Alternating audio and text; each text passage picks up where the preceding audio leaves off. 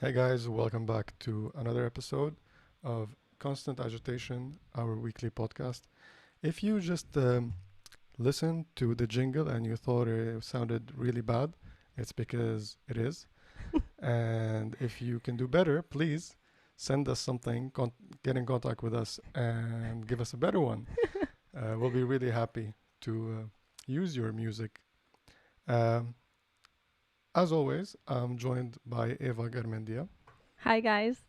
How are you doing today? I'm fine. It's a mighty Friday. I'm a little bit, we had a hectic week trying to figure out how to make the best of our photos from the trip, right? It's true. We've been trying out different scanning methods, Yes. and Thinking about scanning methods too. right, we were trying to figure out what's the best way. Currently, we've been scanning with a DSLR. That's Yeah. used to be our thing, Mm-hmm. which works okay for most cases. I Mm-hmm. mean, if you're scanning 6x9 especially, Mm-hmm. it works really good. But when it comes to 6x6 and 6x7, you're losing a lot of the sensor because of the different aspect ratio. So you're losing quite a lot of resolution when you're doing it that Mm-hmm. way. So in that way, you were saying that a flatbed scanner Might be better. is better. Yeah. Here's the situation that we have right now. Like Jimmy, for a long time, has been using the DSLR method. I bought a scanner very long time ago, a flatbed scanner, an Epson V500, and I used it back in the days to scan my 35mm film, some 120 film, not so much.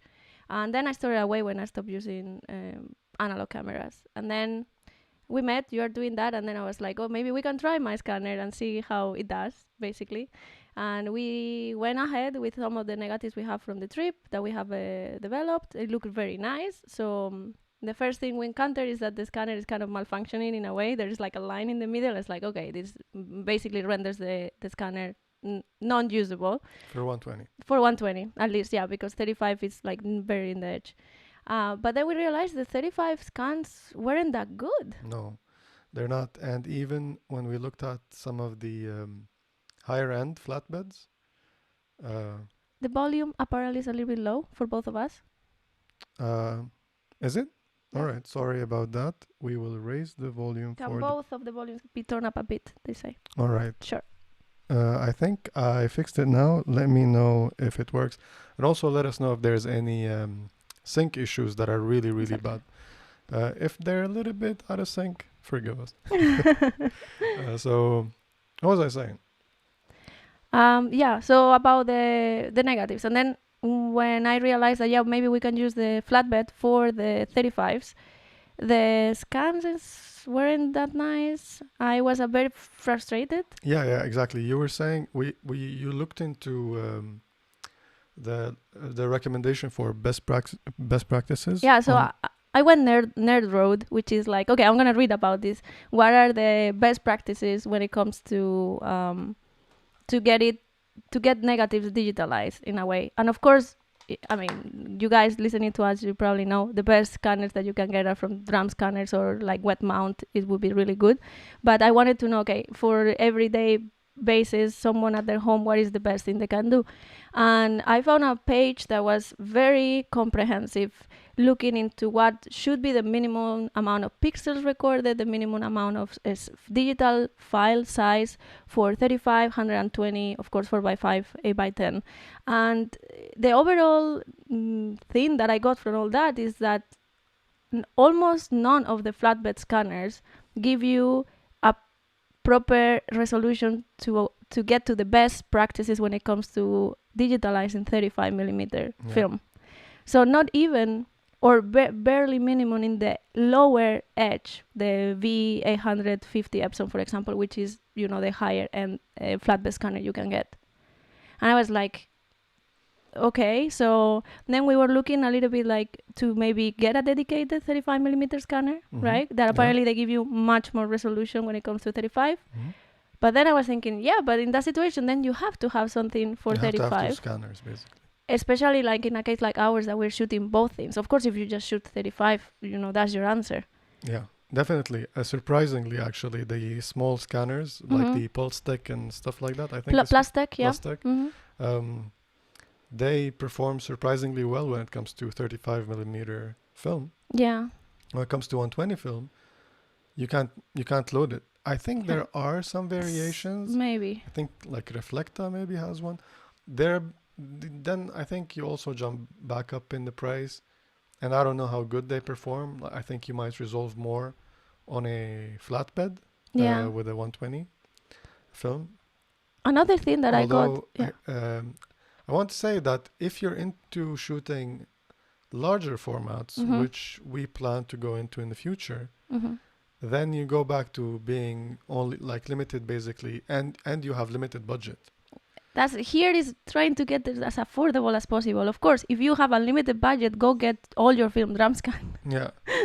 Because that's what kind of like that's one of the things that kind of drove you crazy while looking into this, the prices of the drum scan. Yes, I was very surprised of how expensive it is to get a lab to get your film drum scan. Very expensive.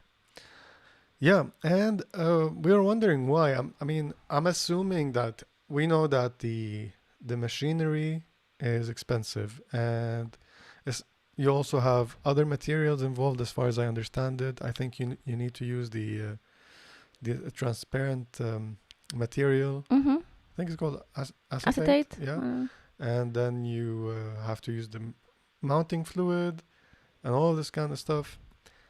And it takes a long time, so it's labor hour. And the machines are incredibly expensive, I assume, as well. So yeah. you need to make your money back. But and I'm guessing also it's a very like niche kind of thing. Yeah, I assume that the people that get their scan, their film drum scan, are very specific frames that are for very specific purposes, like printing, very big for specific exhibitions. Artists that make their life with it, that sort of thing. But so what I had an idea for is that we don't know much. I realized that we don't know much about this. And if you're watching and you know somebody, or you are somebody who operates a drum scanner, we would like to hear from you. Let us know. Contact us somewhere or another. Drop us a message or a comment, and we'll get in touch with you. And maybe we'll have you on the show, and you can tell us more about the world of drum scanning. Yeah. But let's take it back to stuff that you can actually do. Yes. And that is, I think the best way to get good scans, how do you say it? Like good and quick scans for all of your shots, because you want to at least look at all your negatives. In principle, that's the first step, right? Yeah. Get something that is good enough to then see what photos have better potential. Right. So what do you think is the way to go about it? You will say your opinion, and then I will say my opinion. How about that? What is the best way to get that? I mean, how would you do it? If I have enough money, I mean, I think the higher end flatbed scanners are very good to do contact sheets. For example, like, so if you have the possibility to get a flatbed scanner and then make contact sheets, do some preliminary edit that is general for your roll, and then you can check the photos well in a somewhat higher resolution, not super high, but you're going to be able to zoom in a bit and then see the photos. That's one way to get an overview of your shots and your rolls, I guess. Of course, the way that we're doing it now, we put it on top of the light table and we go with the phone with the plugin that inverts it, and then we check, see what it is, and like, okay, this one seems like in focus is a nice. Then let's photograph it and let's scan it. But I guess a flatbed scanner to do contact sheets would be really nice. I agree. I think I think that's a good way to go about it. But then you have to mix and match basically with combination of equipment. Yeah. I think if you want to go the scanner route, I would say you need if you're shooting a lot of 35 millimeter and 120 film, I think the best combination is if you want to go the scanner route, which you can then utilize something like Silverfast, which from what I've seen is the only reason I would like to use a flatbed scanner. because it seems that that application gives you such good results. That's what I've seen around Right. too. I don't have any particular experience with it. I've been watching a lot of videos, looking at a lot of reviews, pictures, examples, all that kind of thing, and it looks really good. Um, However, so if you want to go that route, I think your best bet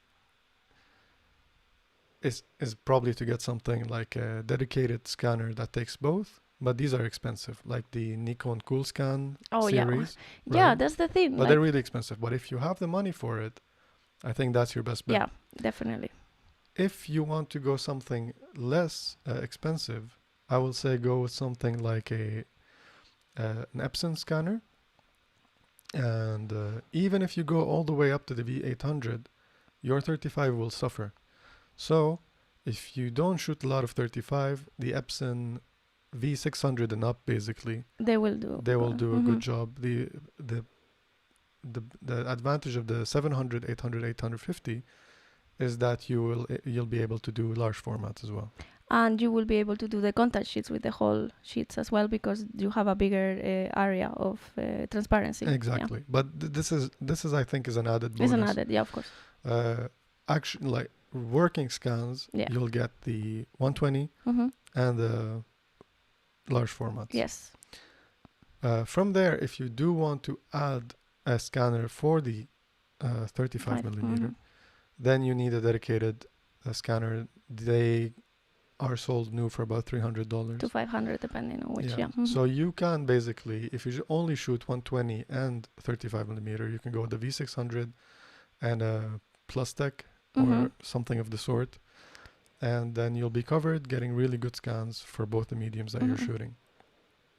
However, if you're looking for a camera to use as a scanner, Yeah. a digital camera to use as Yeah. a scanner, we found something really interesting. Yes. Right? We did. It was kind of like the light in the end of the tunnel of the week, being so frustrated, like seeing that we can have really nice photos and we are not able to get them into the digital form, and then getting this new solution or possible new way of doing it. It was very refreshing. All right. So let me take you through my journey, right? I used to scan with a D7000 because it was the only DSLR that I had, except for the one that is filming Eva right now. And it's a Olympus EM10, which is a 16 megapixel smaller sensor. So I thought the sensor in the D7000 is probably better. Started scanning with it. I was pretty happy, although the resolution after cropping, when I tried to make bigger prints, it was a bit too small. So I borrowed Eva's Canon 6D Mark I. She has an old one she's not using. And I got bigger scans. However, the quality of the scans kind of suffered because of Canon. And people who know me well, they know how I feel about it. Not gonna get into it too much, but I think something with the dynamic range of the file, it just doesn't, I don't feel like it works as well. You don't like the raws that come out of that camera point. Yeah, So. I don't. And people said that well, what are you talking about? The Nikon files are more saturated when you get them out of the scanner. I think it really doesn't matter. I've seen what Lightroom does to the files. It adds saturation as they're loading. But then when you put it back into Negative Lab Pro, it kind of strips that away. Negative Lab does something to the scan before it starts analyzing it. So I think that effect is negated, and we've seen the results. They instantly out of the box look better than the Canon. The other thing then here, we went back to the same problem, is that when I went back to the Nikon, I got more workable scans with less issues and stuff. And also I can't stress this enough, use a good light table. Yes. Make sure your light table is not weird in any way. It's even, Doesn't have scratches. Yeah. Well, I think you can get really hung up on the CRI and all that kind of stuff. You can always fix the white balance later, as long as it's even across the light table. So as long as the contrast is not weird, you're good to go. Then I had this crazy idea to use this camera right there, the one that is filming me, and that's the EM1 Mark II. I was thinking to myself, and I was like, oh, this camera has like a sensor shift feature super ultra high resolution mode Yeah. is called or something like High, that. high resolution mode, Yeah, I think it's called. yeah. And I think they marketed, or at least in the camera it says 50 megapixel. However, when we did the calculation, it turned out to be 80 megapixel. 80 megapixel, yeah. And even though it's a smaller sensor, Yeah, it gave us a really good file, it was so good. right? And we actually scanned a 35 millimeter one just to make the comparison of, the 3 flatbed, then the D7000, and then this one. So much sharper, so much better. Yeah. So here's what I found out. The EM1 is not the most cheap camera out there, but its little sister, the EM5 Mark II, Also, has the same feature. Yeah. And these are about the same price as a Plustek scanner. mm-hmm. They go around anywhere, like you can find them in the used market for that range. I'm pretty sure it's that. I checked on the local eBay, and they were about 300 to 400, depending on the kit you get.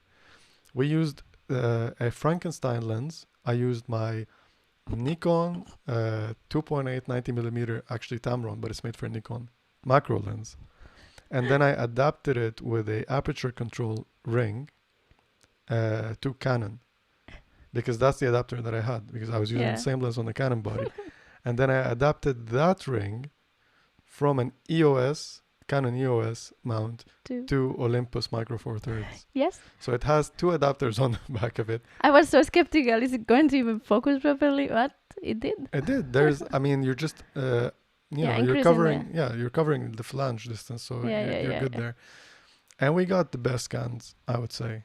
Best photos of the negatives and best conversion, I would say. Yeah. So that was really nice, and we're happy about what we got. The scans in their full size, they're 80 megapixels, which is crazy. Super big. So even if you crop when you're shooting 6x6, you still have a lot of resolution to go with. So yeah, I think we found a way that works for us. Yeah. And we can recommend looking into the EM5 if you're having issues with because you're not happy with the resolution or size or etc. And of course, then we also were looking into this to complement that and make it even better. That you can buy these adapters to put your film through, that it would really mask out each photo very nicely, so you don't get any kind of flares or anything from the light table, and then you use that together with your DSLR method, and that should give you really good scans. Yeah, we saw it's a bit expensive, but we saw the skier light box. What is it called? Sandbox. I don't remember. Sunbox. Yeah. That one is pretty cool. They sell it on Cine Still website. Not sponsored. Goes without saying, I guess. Yeah. But it's pretty cool. It's not the cheapest, but it kind of solves a lot of problems, and it's quite compact. So if you're working with a smaller tripod, like we do, with not a lot of flexibility on how to put the camera over the light table, it's a good way. But you don't have. I mean, if you already have a light table, masking can be solved using, I think, some black foam. Yes. And you just make your own template basically. I think you just have to be more finicky with the tripod, or have some with a top-down view arm or something like that. But I think that's covers what we discovered the whole week. Yeah. Right. Yeah. But I'm happy. I'm hopeful. I'm really hopeful now.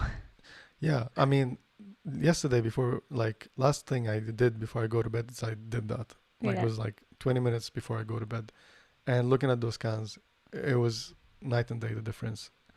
Not just the resolution, but just the whole feel of the image, the whole kind of texture almost. Yeah. It looks much better. You resolve the grain better, everything, you are really, so that's the thing. Film has the potential to give you so much information and so much detail, and it's such a shame that you are gonna lose that when you want to make the digital files out of your negatives. So that was my frustration, where it was coming from. It's like, I know we can have so much better photos than this, why is it not working? But I'm hopeful now. All right, me too. Let's jump into the next segment. Yes, we got some questions. Yes, we did. Thank you so much, everyone that help us, and it's interactive with us and getting us some questions. Yeah. Anything interesting happening in the chat? Did you get any feedback before we jump into this? That the volume is fine, and people are dropping in and just saying hi, and cool. Usually we have interesting and cool discussions in the live chat, and we really enjoy it ourselves as well. We sometimes, like, if you run out of things to talk about, we cheat off you guys in the chat. All right, so we got the first question was, I'm gonna read it from the comment itself. What do portraits mean to you? ? Ego, freezing a moment of life, etc. Would you and why would you take one? I'm gonna let you go ahead and start answering. Okay. That's a pressure. No. Okay. So this actually feels quite close to me, because I, at some point, as explained in a previous episode, I decided that I did wanted to work with people and basically focus on making portraits of people either alone or in couples or families, etc. So for me, portraits mean more exactly what he meant, the second part that he or she wrote, that is freezing time. For me, taking portraits of people, I try to really make it in a way that the photo would become a memory, and a memory of a feeling, of an emotion, of an experience, and basically you are freezing the time with that portrait, with that photo. So when I work with people, I really strive to make them really comfortable, to try to get the real self out of them. Like, some people get a little bit intimidated with the cameras in front, and they forget to be themselves a little bit. So I always try to be very communicative and make them forget that there is a camera in between, so we can just have a conversation, and then I can snap those pictures in between that will make them see themselves and will make them remember themselves in the moment the photos were taken, whether it's in the city, taking a walk, or there's a couple that they have done a trip to Stockholm and they want to get some memories in the city. So for me, portraits, they are more related to that part of freezing time, and I do focus on making my portraits serve that purpose in a sense. Yeah. I see. But how do you feel about, like, portraits in general? Like, there are different types. Yeah. Right? How do I feel about so? It's like, let me rephrase the question, make it better. Or maybe I'm just, I don't know. I feel like I'm in kind of how do you say, projecting my feelings onto you, waiting to get something. But for me, it really, like, that question, really, I really liked it because it mentioned the ego. Yeah. Mm-hmm. And this is where I struggle with taking portraits of people. I mentioned, I think, in our first episode that if you have anything to say in the process of taking the portrait, I'm not interested in taking it. And I think I didn't realize it at the time, but I think it's related to this part, to the ego part, to kind of like, you have a specific vision of yourself and you're asking me to help you put it out, achieve that one. Yeah. And I'm not saying there's anything wrong with that. I just don't know how to do it. It's just not something I'm interested in. As photography comes, yeah. Right? Because there's always, I feel like there might be something like of deception or something that is not necessarily true. We all have this kind of, let's say, distorted vision of ourselves. Like, for example, now we are hearing ourselves through these headphones, and it's always like, I mean, it takes its time. You remember the first time you did it, long time ago, probably. Yeah. It's like, this is how I sound like. Yeah, it's weird. You get used to it, but it's not. Right, and the same thing happens when somebody takes a photo of you. It's like, is this how I look like? Yeah. We're not used to seeing and hearing and experiencing ourselves outside of ourselves. Yeah. And sometimes that can be tricky to convince people, and especially nowadays with like this generation growing with all of these Snapchat filters and Instagram filters and all that kind of stuff. People are, so a lot of people, they open their camera directly, default they go into a filter, Mm-hmm. and they get used to it more like that. And you know, it's a thing. I'm not faulting anybody for it. It's just not something that I like to partake in, specific, like, you know, personally. And also, a lot of the fashion, commercial stuff, often there is retouching and stuff like that. And that's a specific thing. It's not about the person anymore. Yeah. It's about a branding. It's On the about product. making a conceptual image of some sort, and the person look in a specific way in that conceptual image for the purpose of marketing a product Yeah. is a part of the whole process. Yeah. And so to me, that is not necessarily a portrait. Mm-hmm. You know what I mean? I think it always depends on who you're taking a portrait of. Mm-hmm. And there's something about old people, for example. Mm-hmm. When you take a portrait of them, it's like it's like an old person when you know, if you remember your grandpa, your grandma, all the old people in your family, they're always, most of the time, when they're not doing anything active, let's say, they're just chilling, watching life unfold in front of them, watching their grandkids and their kids and everything. And they're just sitting there, you know, like enjoying life or having some kind of an emotion. So they're more expressive in their face and their body language, kind of, that rather than being outspoken. Mm-hmm. In most scenarios, I would say. Mm-hmm. So that's why a portrait of an old person kind of feels a lot more than a portrait of a child or anything. Like, you know, they don't, they don't even know how to use their face yet, like little kids, like babies, basically. And then that carries on, like when you take in a photo of a you know, a grandiose personality, you know, is that a word? I don't know. Like a larger than life personality. Like think of somebody who achieved a lot of things, Yeah. or been through a lot of experiences in their life. The ego or the power of that personality comes through the photo without having to do anything. Yeah. You know, like imagine a great, I don't know, do you have any examples? I don't know. I keep thinking of Nelson Mandela for some reason. Gandhi. You know, you don't need to do anything. You just take a photo of that face and you know who that person is, and it makes it very powerful. But is it because it's such a well-known person? Like it's such a relatable face to everybody? Or is it because the face itself carries on so much history? I think it's a mix of both. Yeah. I do think it's a mix of both.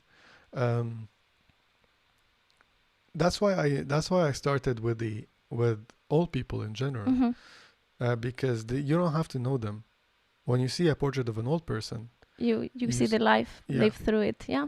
But also when you see portraits of these, you know, like the kind of portraits that I can't remember his name now. What was the name of the photographer who was very famous for shooting Kodachrome? Or not very famous for shooting Kodachrome, but famously shot Kodachrome. Steve McCurry? Steve McCurry, thank you so much. That's a weird way of describing Steve McCurry, but I knew that she will immediately know who I'm talking about. So, he shot the last roll of Kodachrome, so. Yep. So here's the question. Not the question. The point that I was trying to draw is that the photos that he took, the kind of photos that he took, even though they were not necessarily always of old people, but he was able to capture these portraits of unknown people, but that were captivating. Yeah. And you know, there was something. If you're to categorize these unknown people, how would you do it? Categorization on terms of like what's the in common thing? Well, his portraits are powerful to me also because they're sides that I'm not used to it. For example, so he portrayed and he made a lot of work in India, for example, but also as you say, it's like when I look at those photos, it's like people that have lived through things that I have not lived through, and that comes across in their portrait as Exactly. well. Yeah. There is more to it than just an ego of a person. It's more about a life of a person rather than an ego. And it's more to who they are or a part of their life that you can capture in one photo. So I like to take portraits of people most of the time when they're not aware of me taking a picture of them. Like on a trip, for example, I took a bunch of photos of you being in your own element. Yeah. But that's really capturing something of who you are. Yes. And these, I think, were your favorite photos. Yeah, I really like you that. didn't like any of the photos where you were aware of me taking the shot of you, right? Because it's kind of void of meaning. Yeah. That, like, for me, that the meaning of that kind of portrait is that this is that person and they're now posing for the camera. Yeah.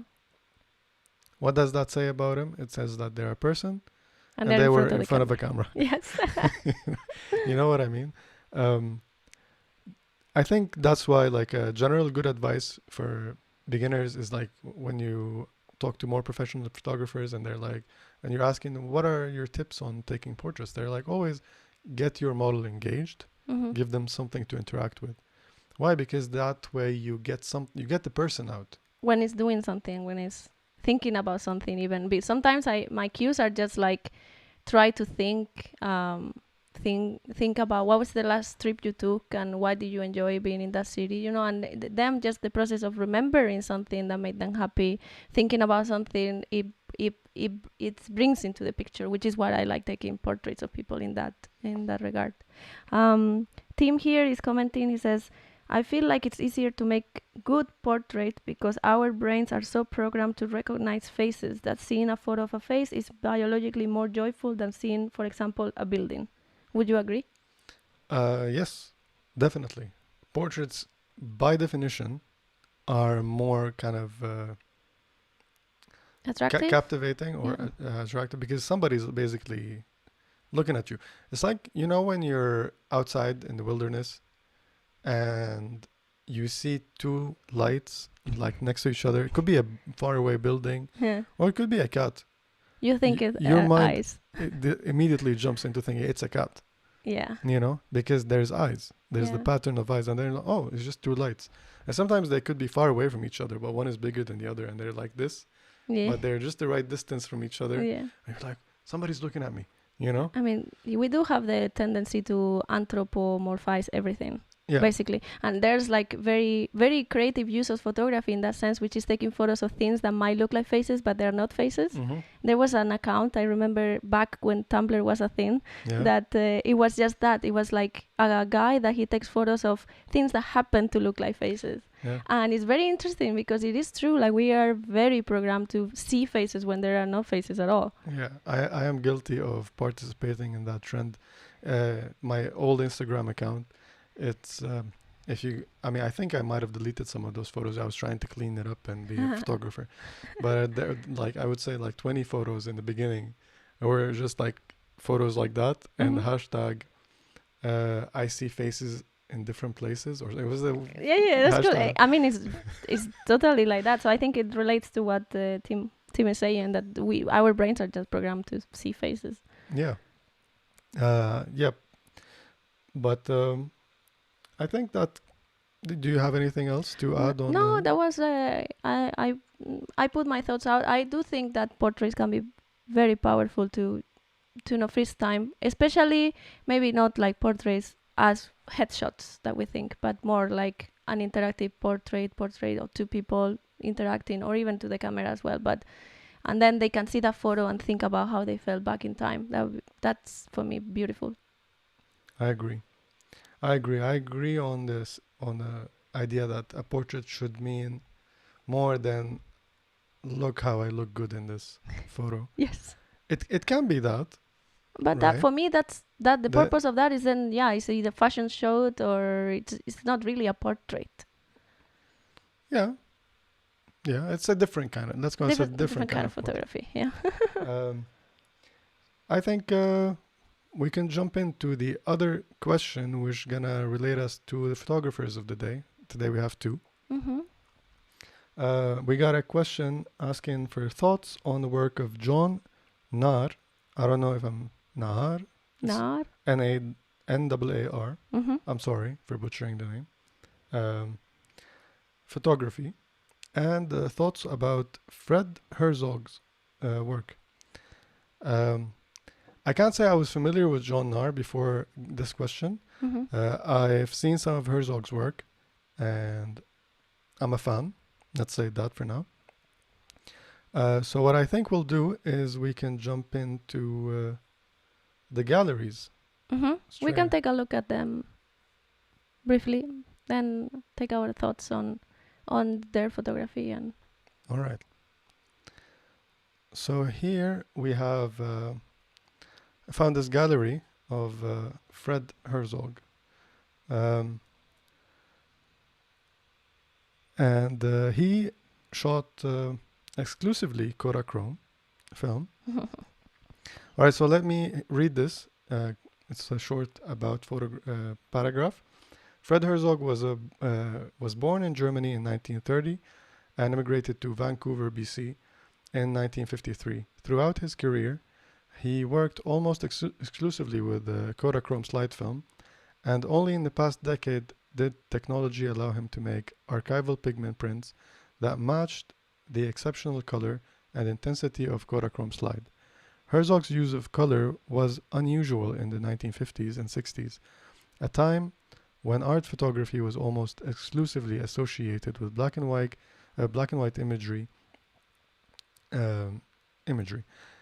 In this respect, his photographs can be seen as a prefiguration of the new color photographers of the 1970s. Mm-hmm.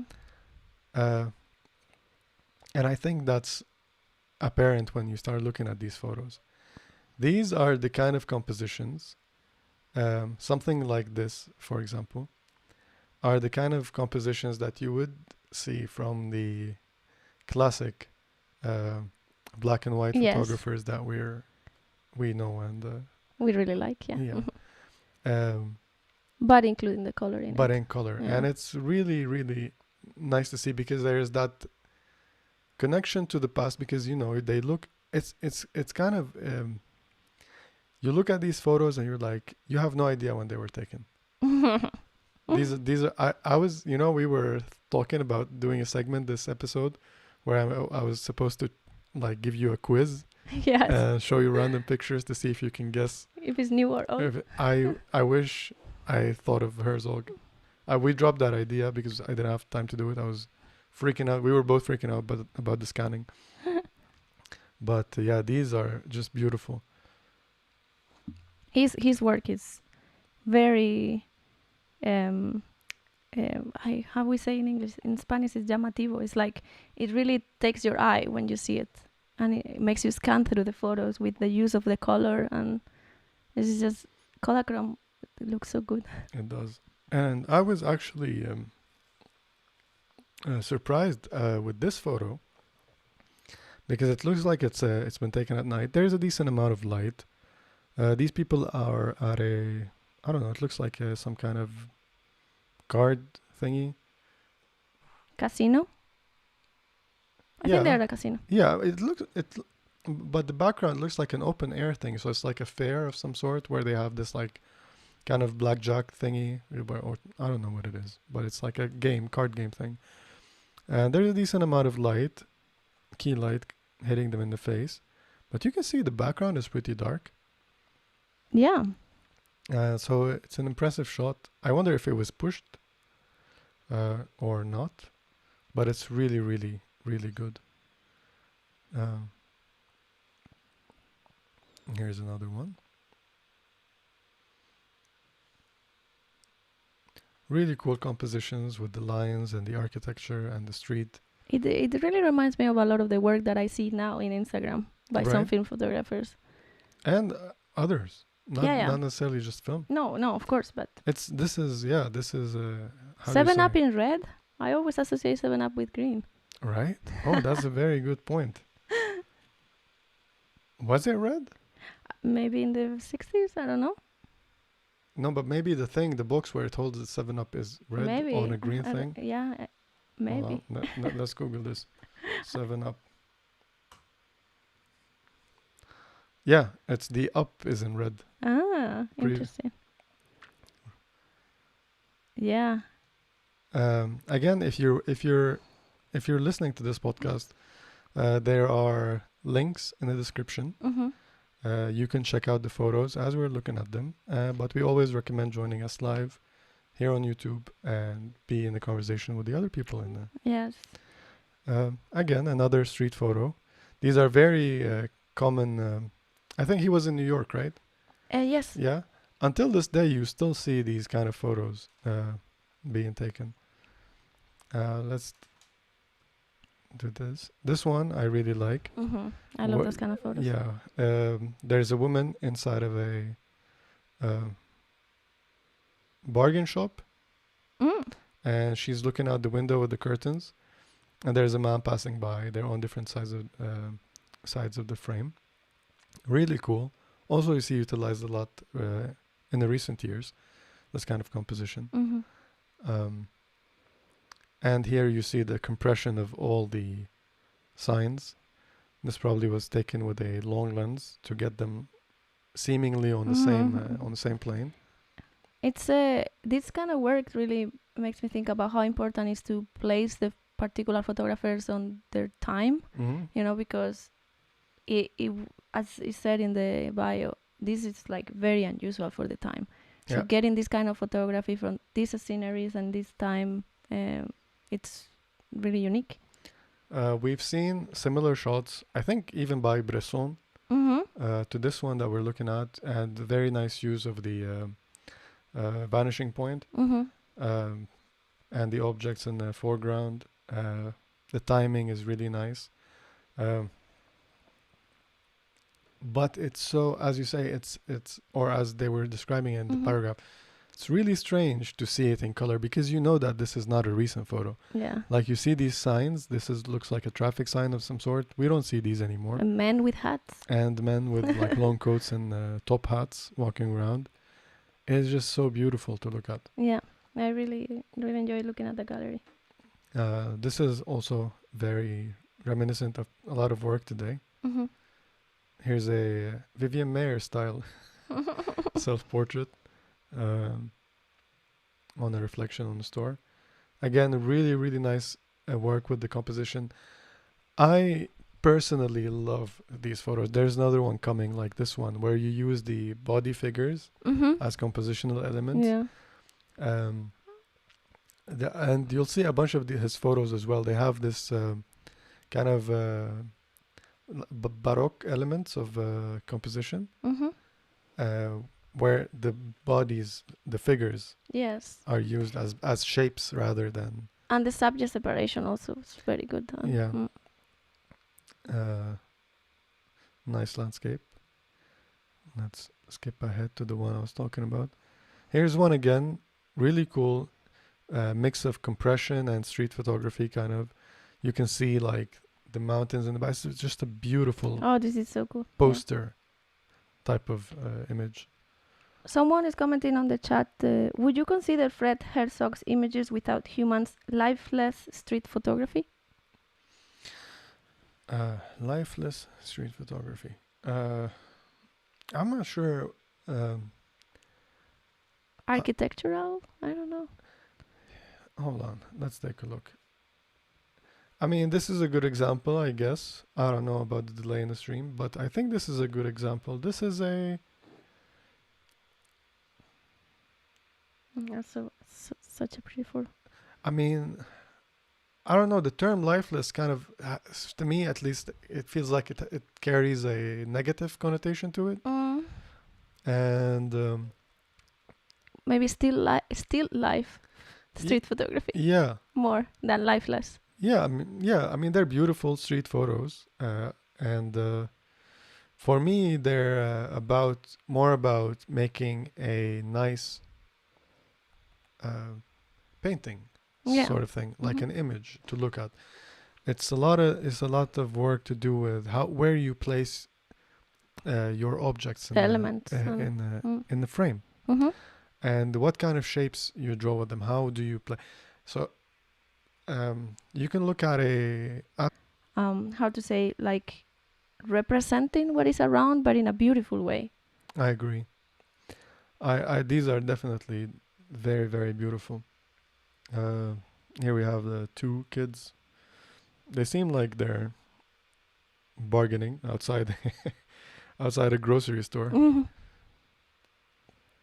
Who's gonna get the favorite candy? You'll like Buckingham. They're so good tasting. Cigarette ad. You'll never see this one today. Uh,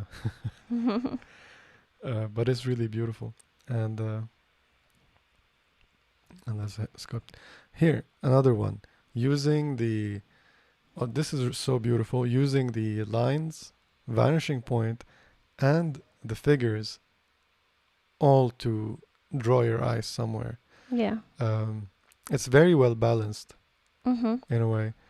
You have this like really big figure in a foreground of the frame, Mm-hmm. almost cropped, basically cropped the top of the head and the knees, and then slowly the people getting smaller and smaller as they drop into the vanishing point. And I think here, like this is a great example of when they tell you like you have to know the rules to break them, Mm. so it works, because they always tell you never cut anybody's head, never cut anyone by the knees. Mm. You know, those kind of things, like that doesn't work.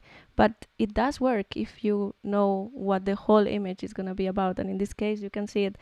I'm not bothered by him being cut in that way because it's kind of part of the composition itself. Yeah, and it tells a story. Like you see, this guy, he has bandages on his chin. His wrist is also bandaged up. He's smoking a cigarette. Looks like he's hailing a cab. He has his arm high in the air. Behind him, there's an older woman with her gloves in her hand and a cane on her elbow. She's looking at him, checking him out. But then in the background, life is going on. Like people are walking, and it's just a moment in life, Yeah, but beautifully framed. definitely. And I don't know. I think it makes a great photo. I like this one. Ooh, with a pink umbrella. Very nice. And the man is looking back. It makes me wonder, what's going on in the head of the man looking back at the camera. And you know what I like about the photo as well, which these are just details that sometimes I think about. They are holding arms in the opposite way, which was normally the normal one. Yeah. Because the woman would always hang onto the man Yeah. when they were walking. And then I see this one, and this particular, just little detail of it makes me think and feel about the photo, you know? Yeah. There's so many other things happening. You can see on the top right corner of the image, there's some kind of a sign Yeah. with a Similar. what it looks like a woman with her daughter, because they both have like kind of bowing dresses, Mm-hmm. and it's interesting, these two elements in the same shot, but the coincidence also of the man holding, I don't know who's holding the umbrella. She could be holding it for both of them, a pink umbrella and the pink sign over there, Yeah, no, it's very nice. right? So simple yet so full of things and so beautiful. There's a self-portrait of him Yeah, sitting so on his beautiful. desk. Again, as soon as Eva saw this one for the first time, she was like, this can be yesterday. This can be today. This photo was taken. It's 1961, It is timeless. right? Another really beautiful frame. This one also looks kind of Bresson-ish.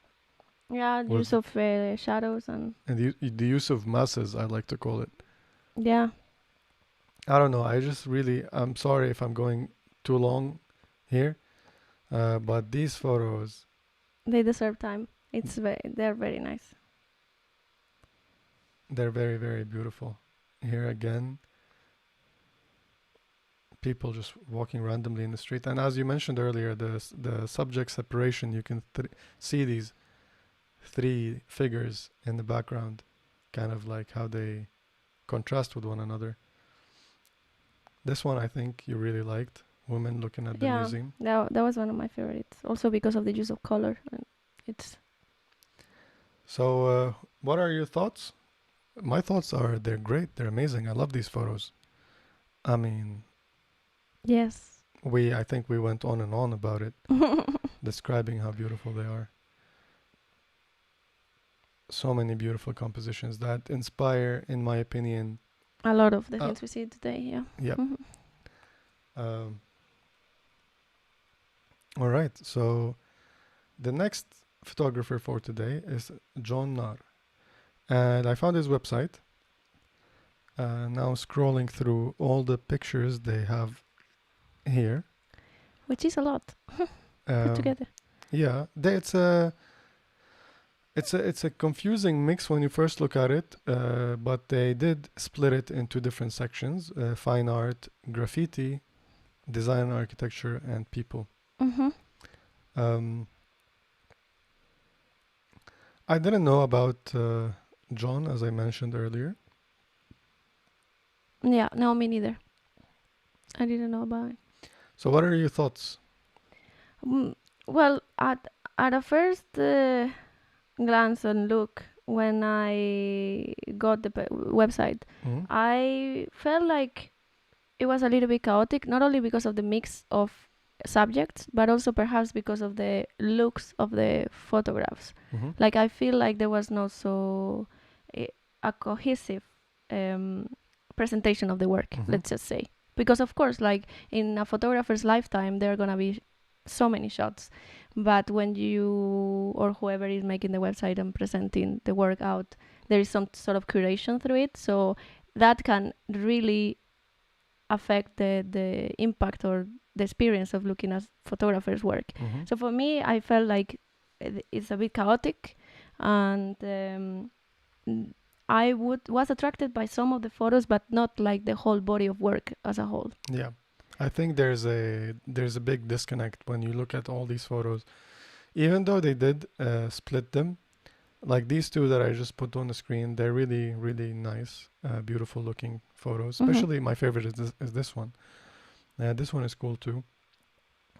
But when you look at the whole thing together, it's a bit hard to get your eye anywhere.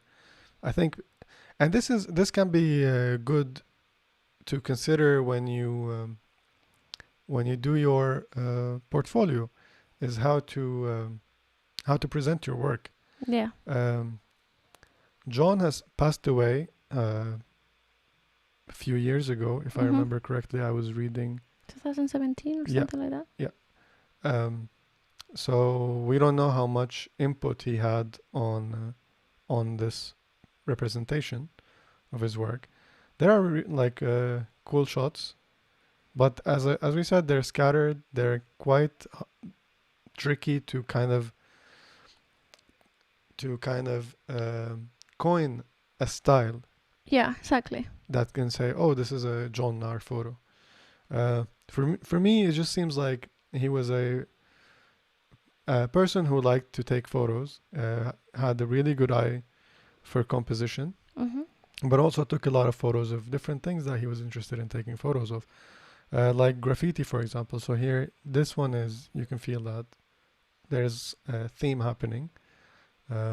We took photos of graffitis on walls, some of them with people in them. I think they're playing, what's that game called? I forget the name of the game. Squash? Yeah. Scalar to squash? Yep, you can see the lines on the wall, and so for me, this is a really cool photo. These two people playing squash on this graffiti wall.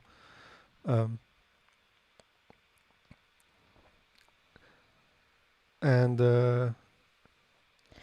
we can also look here. If we go to people, of course, the first picture is Andy Warhol. Mm-hmm. Yeah, he was kind of known for photographing him. Yeah, they were friends. Mm-hmm. And I don't know all the people in these photos, but I'm assuming a lot of them might be known people. Mm-hmm. So here's the thing. I don't know. I wonder. Let me ask you this question. Do you think he will be as known if he hadn't take photos of famous people or was good friends with Andy Warhol? This is this is a tricky question. Sorry This for putting you on yeah, the spot like that. It's we've been talking about this also with some other photographers that are known for photographing celebrities and famous people, and how much it is the subject you are photographing and how much it is the photograph itself and the art you're making.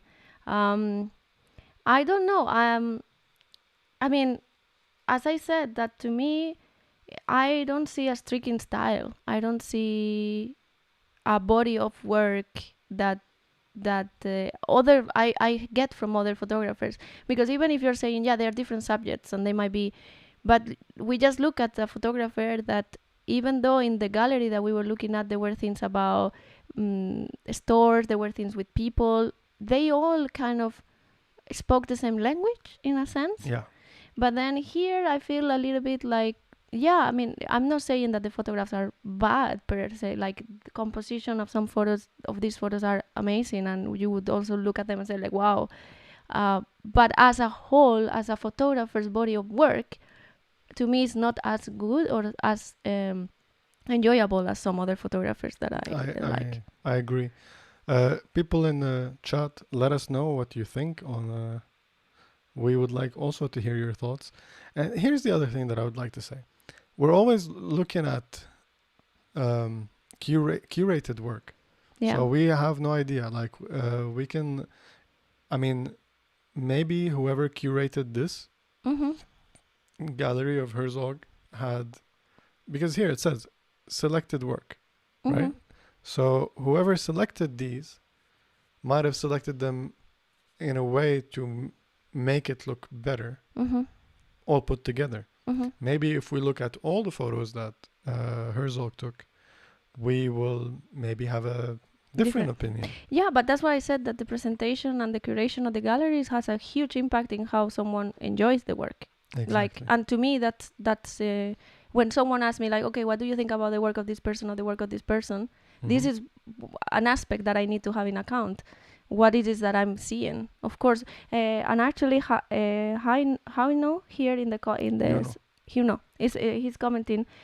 He was mostly known by his graffiti photography, mostly of his photo books centered around graffiti. His most famous book being The Faith of Graffiti. So I understand, like, if that is like what we will experience and get from him, then I would tell you, well, he's the best graffiti photographer I've seen, or in that collection that speaks to me in a sense. But what I've gotten so far is not something that I would say, oh wow, So here's the thing. He documented a life, let's say, call it phenomena, that is like people doing graffiti, and he put it in a book.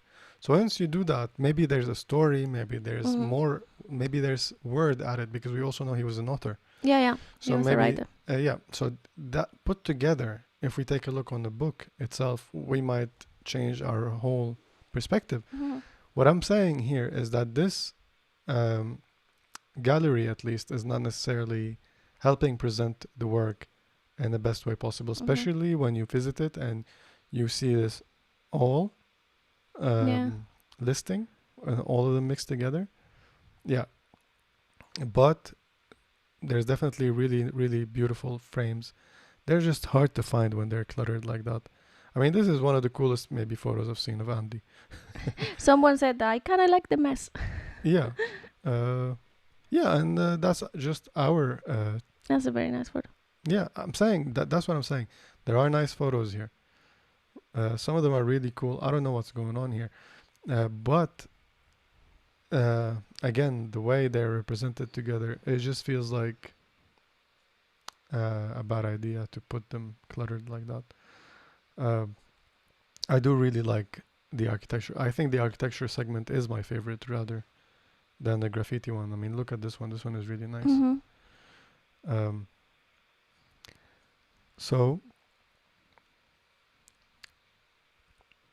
But it was nevertheless nice to get to know a new photographer. Of course. And I think we might have to educate ourselves further on the work of Jon Naar to, maybe we'll learn something new. And maybe if I find a better gallery, I will show you on a future episode. Yes. Um, Talking about education, what about education? maybe we can move to our next topic, which has to do a little bit about that as well, right? The survey that we did online. Yeah, I almost forgot about that. Yeah, Thank you that's for reminding me. supposed to be. It's a big part. So I'm gonna share the results now on Instagram, or maybe I'll share it after the Yes. podcast.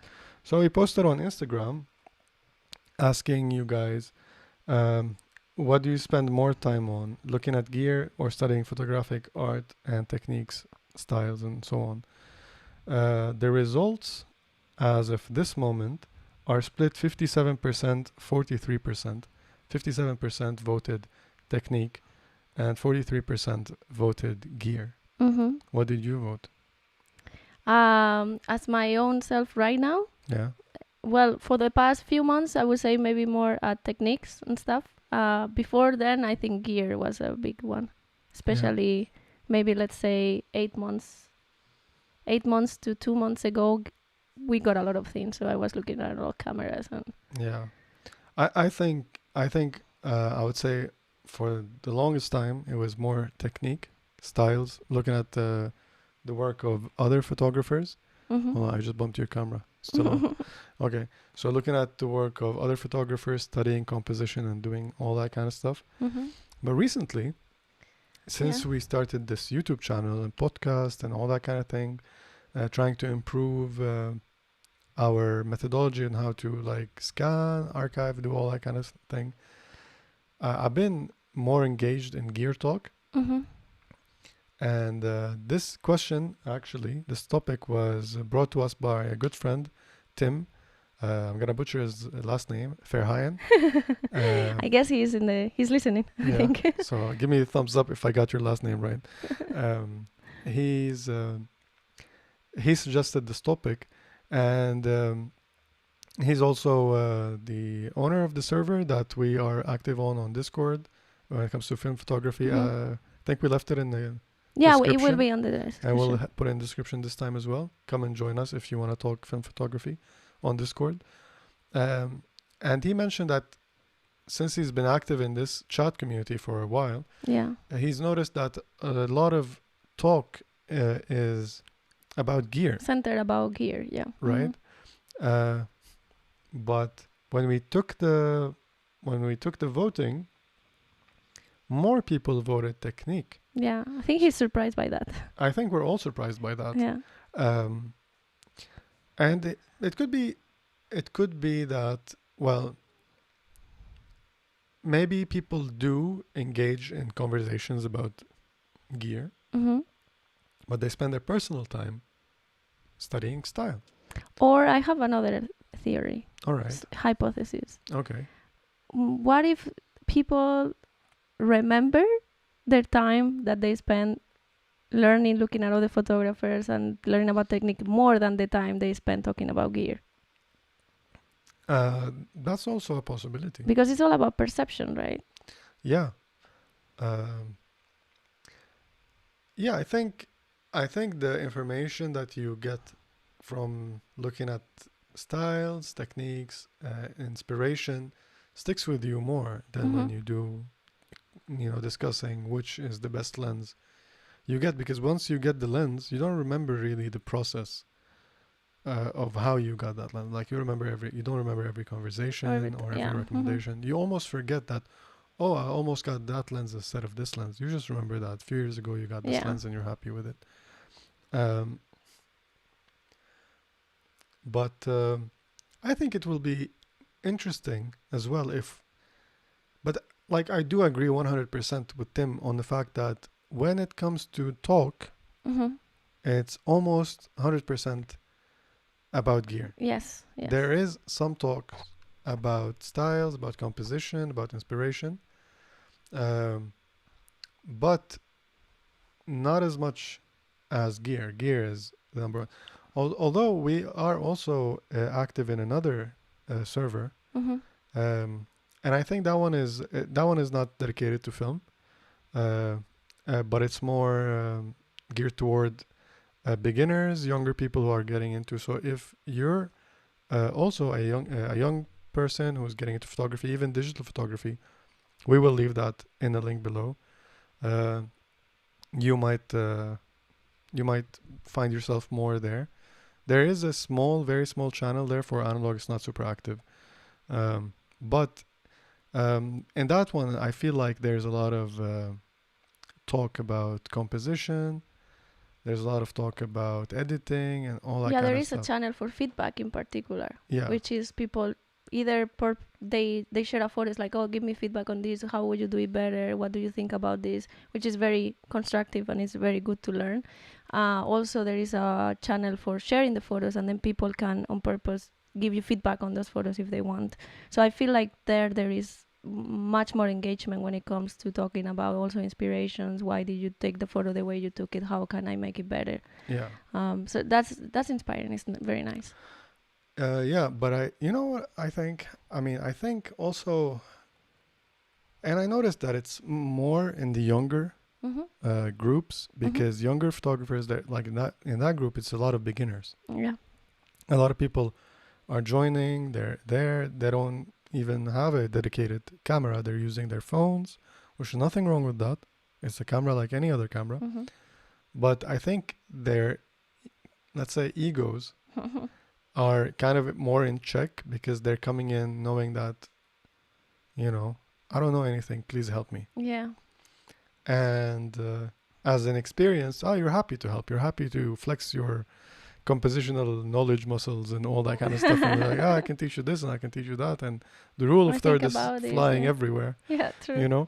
But it's, I think, if in order for us to engage in these kind of conversations, we need to put some barriers down and put ourselves out there and take criticism better, and also as critiques, learn to give criticism rightly. Yeah. We need to know how to engage with others who are putting their work out there, opening themselves up for criticism, but not necessarily to be hurt or to be bullied or all that kind of things.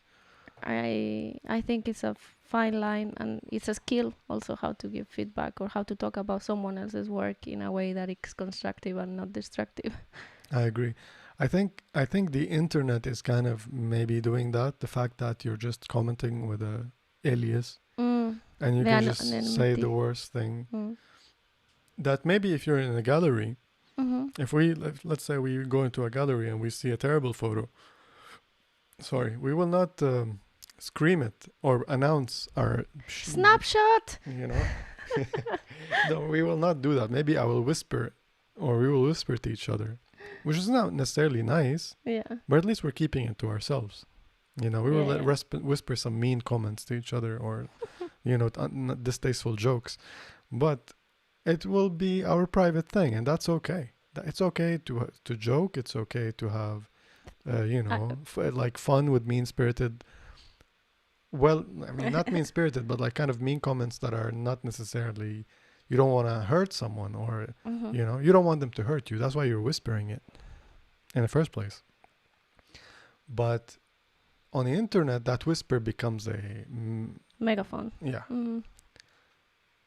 Yeah, it's I think maybe that's a reason why people engage less in inspiration talk, in technique talk, or in feedback talk rather than gear, right? It could be. Yeah. I mean, if you show up to a forum and you're like, check out my new 0.9 aperture lens, everybody's gonna be like, whoa. You know, and then if there's somebody's like, yeah, but they're soft and they're hard to focus, and then it's easy to ignore that person, even though deep down you know it's right, but it's easy to ignore that person and be like, look at all these people, they love my new lens.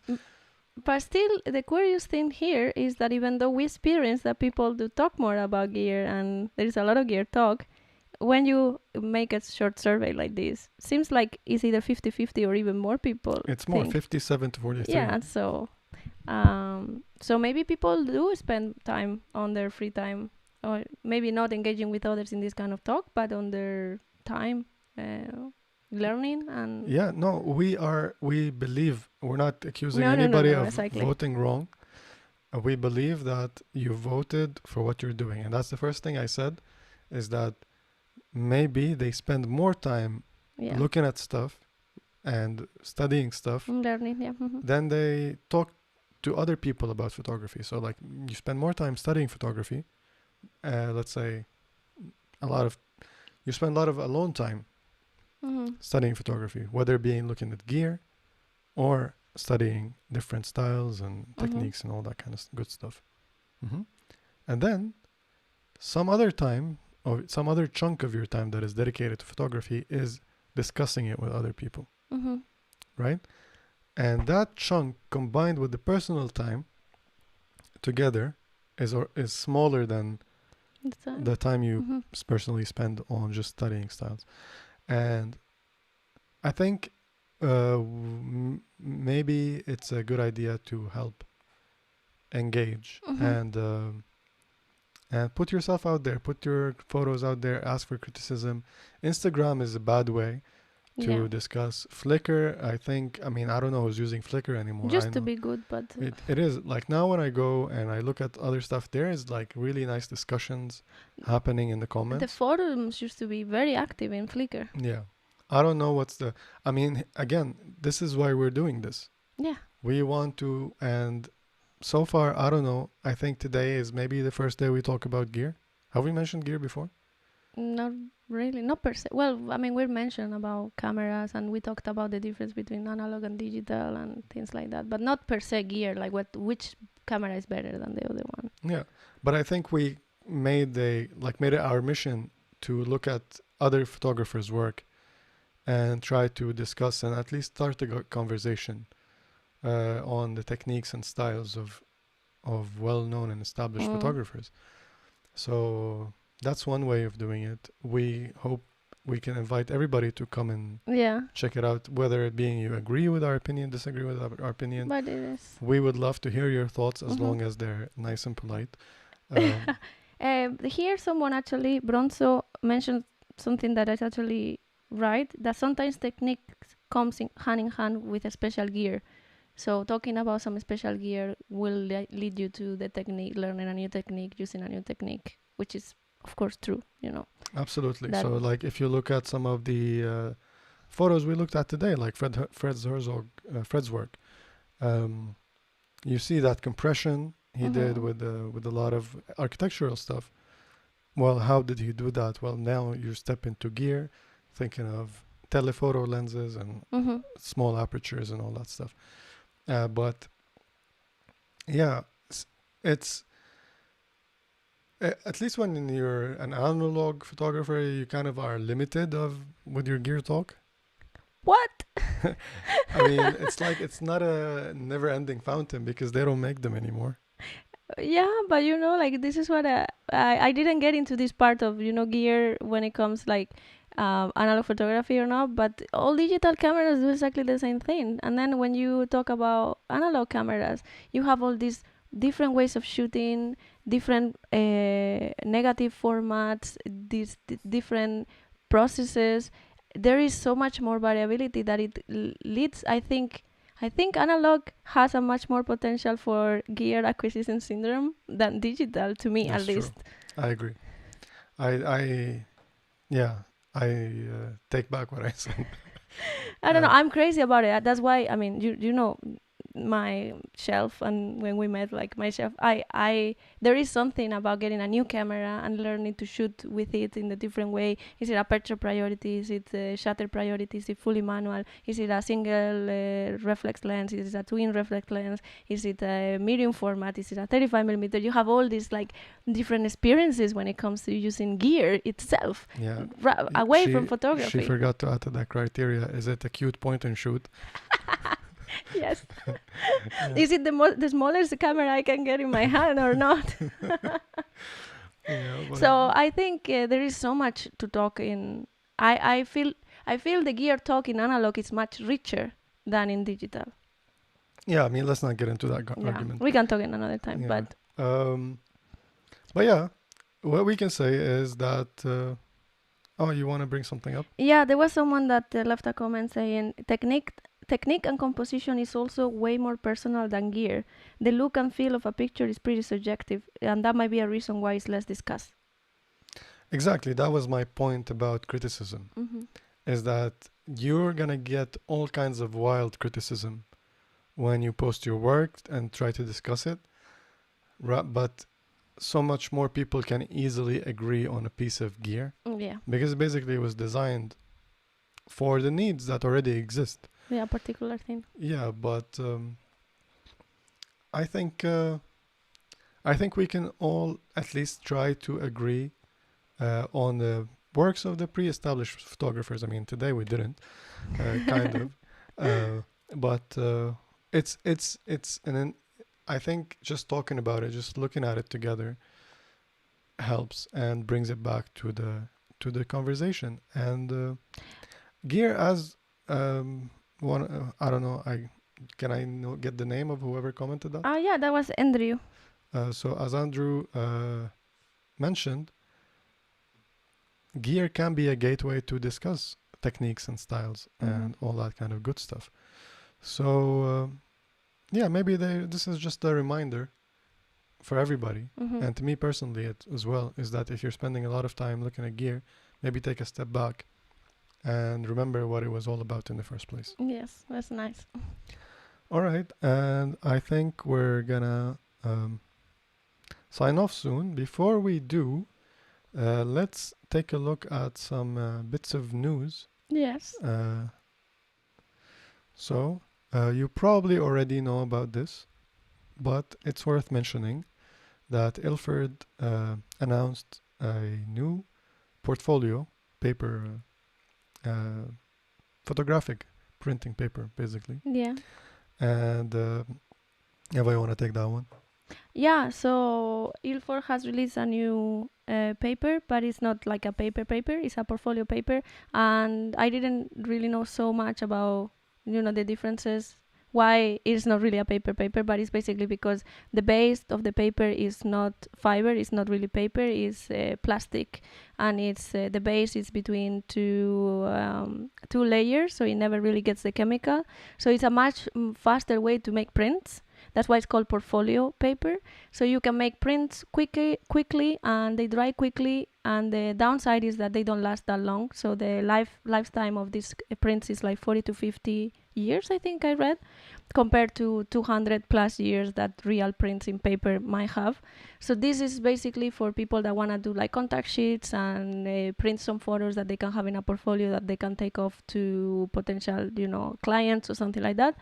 And the thing with this new paper of Ilford, as far as I read, is that it gives it's better contrast and tonality, and contrast all through the tonal range, which is a characteristic of paper-based papers. So I guess what they are trying to get is the best portfolio paper, the best, I think it's called PC, isn't it? RC paper that can be, so you can get really good prints that represent your work properly. So I guess you want your portfolio paper to give you something that would look very similar to what you can print in archival paper, right? So I think that's what Ilford is going after, and it's anything that is new material into the analog world, I'm very happy about. Yeah, I mean, it sounds really good if it's easier and will give you eventually better results. I mean, maybe it's more fit to be used for general work, not just for I mean, you're saying how many years did you say? I think I read about 40 years. Yeah, I mean that's plenty, Maybe I mean, yeah. So for most people, this kind of paper, I think, is gonna be more interesting and usable, and it's always cheaper also. Yeah, so we don't have so much experience with this, but maybe we will learn together, and we wanted to tell you about it. Shoot Film Like a Boss YouTube channel did a video on this, and I mean, he's my kind of place to look into, and I want to look at YouTube videos about printing and stuff like that, and he's a fan of it, so that's good for me. Another thing that I want to draw attention to, speaking of today's discussion, about style versus technique, Ilford's website, they have a magazine, and it's a really good resource to refresh your knowledge and inspiration And eyes. and eyes. Yeah. They do post regularly, and they feature a lot of interesting photographs by people and the story behind it. So you can also have a look into that and see all the nice featured works on Ilford website. It's also in the description.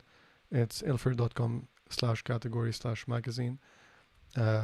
So yeah, go there, subscribe somehow if you can, or not, just bookmark it. And, take a look every now and then, get inspired to shoot black and white. The last thing we want to talk about is that Silvergrain Classics is doing their third fireside chat, episode 3. I just had third. It's tomorrow. It's tomorrow, yeah? Around the same time as now. Yeah, 7 p.m. Central European time. Yeah. So that will make it 6 universal time. Yes. And so, yeah, tune in if you're interested. We missed the first 2. We're probably going to miss the one tomorrow live, but we're watching them streamed later. Yes. They're really, really nice to watch. And again, they're bringing a lot of nice technical talk and a lot of inspiring working photographers that share their experience about their own work. We would also love to do something similar in the future as the channel grows and as the show grows. We would love to have guests to talk about their craft. And we published our first invite today about drum scanning. If you're a drum scanner, come and talk to us. Anything else we have for today, or should we start saying bye-bye? I think that covered everything that we prepared for the episode, right? Sorry. Technical error. Yeah, someone commented here, analog gear also appeals to nostalgia and romanticizing the past, which is true. Yeah. It's all good. There is nothing wrong talking about gear. We're not saying it's wrong. It was just a cool observation, interesting observation that, yeah, it is true. A lot of more. And, one of my favorite playlists on YouTube is done by the Art of Photography channel. And it's all about composition. It's 9 years old, and it's one of my favorite playlists on YouTube. But there's a reason why Ted, I think his name is, hasn't been doing same videos as before. I think, and I'm not faulting him for that, he's trying to grow his channel, he's trying to do videos that appeal to the audience, and there's nothing wrong with that. But there's something telling that the most of the videos that get more views are about gear. Yeah. Maybe our audience is more geared about style and the art of photography itself, but we also have a small audience in comparison to Ted. And maybe in the future I will be also like, you and I will be looking at the newest digital camera if we decide to survive somehow on YouTube. But we hope it doesn't come to that point. And there again, because that's not necessarily what we have fun doing. Yeah. We do enjoy digital cameras. We did tell you today about a cool digital camera to use as a film scanner. But yeah, I think the majority of people want to talk about that, want to see reviews about that. And hopefully there will be a nice balance in the future. Yes. But other than that, we would like to once again thank you so much for tuning in with us live. Yes, thank you so much for being with us for this minute. Someone said longer episode today. Yes, we had a lot to cover. Yep. We try to keep it short, but at the same time, we feel like it's flowing, and we got super captivated by the. That's the word that I couldn't come up with. The captivating. Captivating. Yes. Yeah. We got lost in the work of Herzog. It's beautiful. If you guys have time, spend a good hour just looking through the photographs. It's really nice. We had something else planned for today that I completely forgot about, and we're out of time. What is it? It was the photo. We were gonna do like a big section on a single photo, So here's a tease. We're gonna do it next episode. Next episode. So tune in next episode to see that super cool photo that we're supposed to be the Ah, topic yeah, of yeah, today's yeah, yeah. episode. Other than that, we'd like to thank you again. And if you're listening to this later, maybe come hang out with us in the live. We would Yes. love that and to hear your comments live and participate in the conversation. Every Friday at 6 p.m. Central European Time, 5 p.m. Universal Time in our YouTube channel. Yes. Yes. Take care, everybody. Bye. Bye-bye.